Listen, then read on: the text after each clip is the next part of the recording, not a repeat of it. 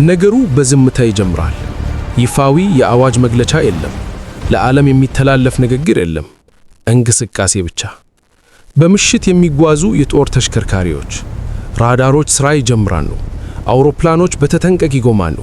በሰሜን የኢትዮጵያ ድንበርና በኤርትራ ደቡባዊ መከላከያ መስመሮች ላይ ወታደሮች ፈጽሞ እንዳይመታ የተመኙትን ግን የሰለጠኑበትን ቦታ ይይዛሉ።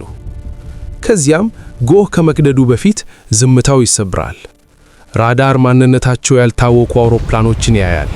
ከጥቂት ደቂቃዎች በኋላ በአሰብ አቅራቢያ በሚገኙ ቁልፍ መሠረተ ልማቶች ላይ የፍንዳታ ድምፅ ይስተጋባል። ጦርነቱ ተጀምሯል። በመጀመሪያው ሰዓት ውስጥ ኤርትራ ብሔራዊ የመከላከያ መረቧን ታነቃቃለች። የአየር መከላከያ ስርዓቶች ሥራ ይጀምራሉ። ተዋጊ አውሮፕላኖች ከምሽጎች ይነሳሉ። የባህር ጠረፍ ጠባቂ ጀልባዎች የቀይ ባህር መግቢያዎችን ለመጠበቅ ይንቀሳቀሳሉ። በአስመራ የአደጋ ጊዜ ሳይረን ይሰማል። የሞባይል ኔትወርኮች ይዘገያሉ። የመንግስት ቢሮዎች ይዘጋሉ። ዜጎች በቤታቸው እንዲቆዩ ይነገራቸዋል።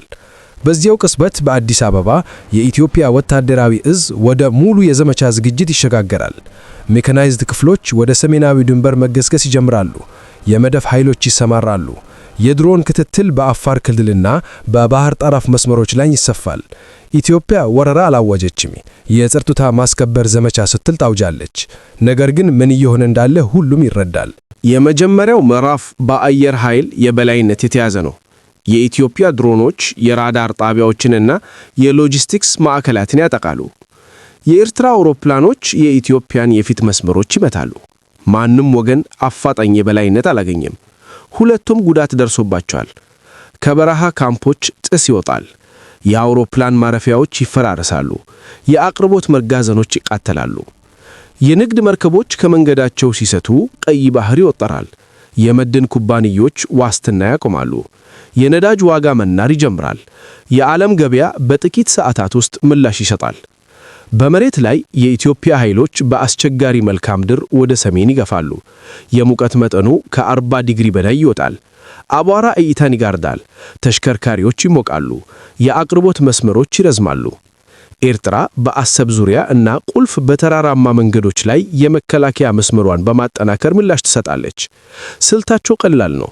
ወደቡን መያዝ፣ ግስጋሴን ማዝግየት፣ ከፍተኛ ዋጋ ማስከፈል።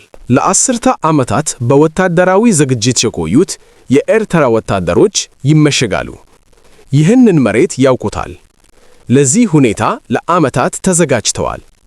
በአሰብ አቅራቢያ ያሉ የከተማ አካባቢዎች ይለቃሉ። ንጹሃን ወደ ውስጥ ይሸሻሉ። የተፈናቃዮች ሰልፍ ወዲያውኑ ይፈከራል። ቤተሰቦች የቻሉትን ይዛሉ።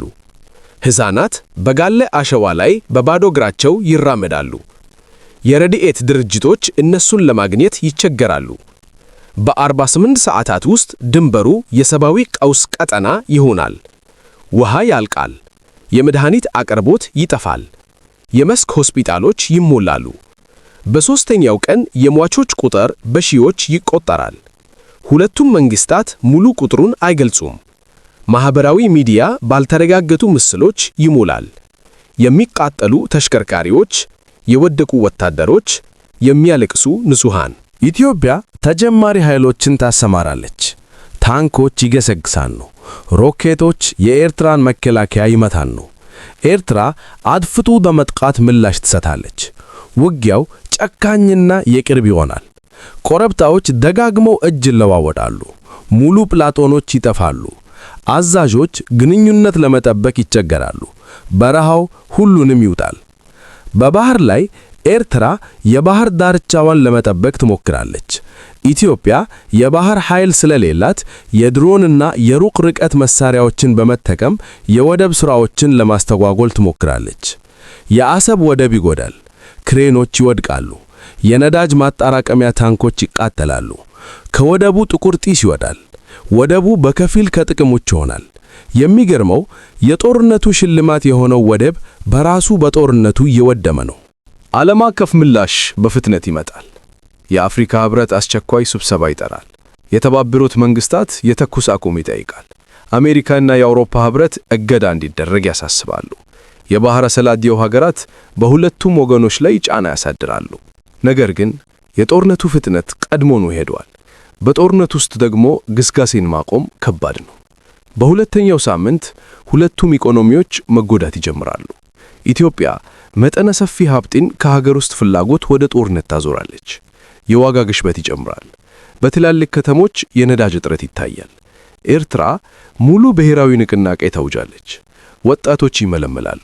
ፋብሪካዎች ይዘጋሉ። ድንበሮች ይዘጋሉ። የቀይ ባህር ኮሪደር አለመረጋጋት ይታይበታል። የምግብ ዋጋ በምስራቅ አፍሪካ ይናራል። በጦር ሜዳው ላይ ኢትዮጵያ ውስን ውጤት ታገኛለች። የፊት ክፍሎች አሰብ መከላከያ ክልል ዳርቻ ይደርሳሉ።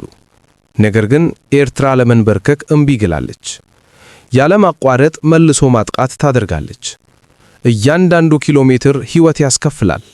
እያንዳንዱ የአቅርቦት ጉዞ ይጠቃል። እያንዳንዱ ግስጋሴ በደም ይከፈላል። መልክዓ ምድሩ ለመከላከያ ይመቻል። ኤርትራም ይህንን ታውቃለች። የድሮን ውጊያ ይጠነከራል። ሁለቱም ወገኖች ሰው አልባ አውሮፕላኖችን ለስለላና ለጥቃት ያሰማራሉ። ሰማዩ በማሽኖች ይሞላል።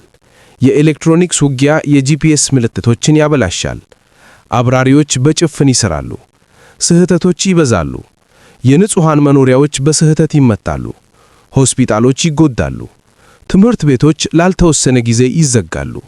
የአንድ ትውልድ ትምህርት ይቋረጣል። የተፈናቃዮች መጠለያዎች በፍጥነት ይሰፋሉ። በ10 ሺዎች የሚቆጠሩ ወደ ጅቡቲና ሱዳን ይሸሻሉ።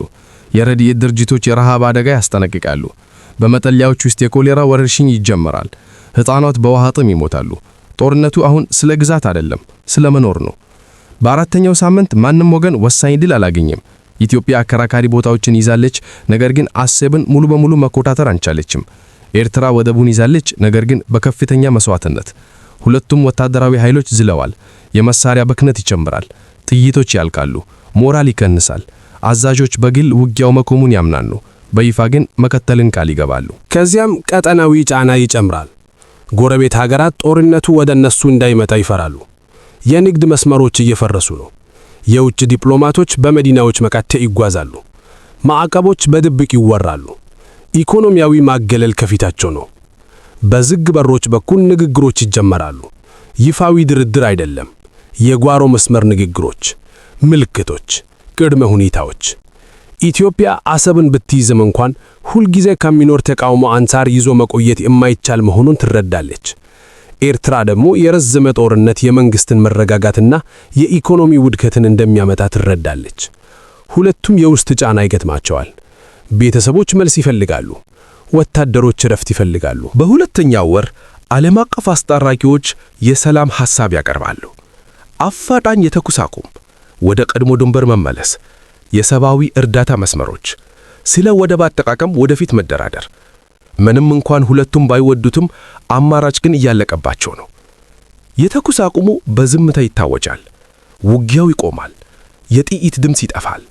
ድሮኖች ወደ ማረፊያቸው ይመለሳሉ። መድፎች ዝም ይላሉ። በጦር ሜዳው ላይ የተረፉት ከብሽጎች ይወጣሉ። የቆሰሉትን ይሰበስባሉ። ሬሳ ይቆጠራል። ዋጋው በግልጽ ይታያል። አሰብ በቁስል ትቀራለች። ወደቧ ተቦርቷል። ሰፈሮቿ ባዶ ሆነዋል። ወደፊቷ እርግጠኛ አይደለም። ኢትዮጵያ አሁንም የባህር በር የላትም። ኤርትራም ሉዓላዊነቷን ይዛለች። ምንም መሰረታዊ ለውጥ የለም ከብዙ ሺህ ሙታን በቀር። ሚሊዮኖች ተፈናቅለዋል። እምነት ደግሞ ከበፊቱ በላይ ጠፍቷል። መልሶ ግንባታው በዝግታ ይጀመራል። እርዳታ ይገባል። ተፈናቃዮች በጥንቃቄ ይመለሳሉ። ድንበሮች በከፊል ይከፈታሉ። ነገር ግን ጠባሳው ይቀራል። በበረሃ ውስጥ መቃብሮች ይበዛሉ። ሕፃናት ሊረሱት የማይችሉትን ትውስታ ይይዛሉ። ወታደሮች ተለውጠው ወደ ቤታቸው ይመለሳሉ። በመጨረሻም ማንም ወገን በእውነት አላሸነፈም። ኢትዮጵያ ባህር አላገኘችም። ኤርትራ ሰላም አላገኘችም። ቀጠናው መረጋጋትን አጥቷል። ዓለም እምነቱን አጥቷል። ተራው ሕዝብ ደግሞ ዋጋውን ከፍሏል። ምክንያቱም በጂኦግራፊ ምክንያት የሚደረጉ ጦርነቶች ጂኦግራፊን አይቀይሩም፣ መከራን ብቻ ያበዛሉ። አሰብ እንደ ቀድሞ ባለችበት ትገኛለች፣ በቀይ ባህር ላይ። በሁለት ሀገራት መካከል ከግጭት ይልቅ ትብብርን የሚመርጡ ደፋር መሪዎችን እየጠበቀች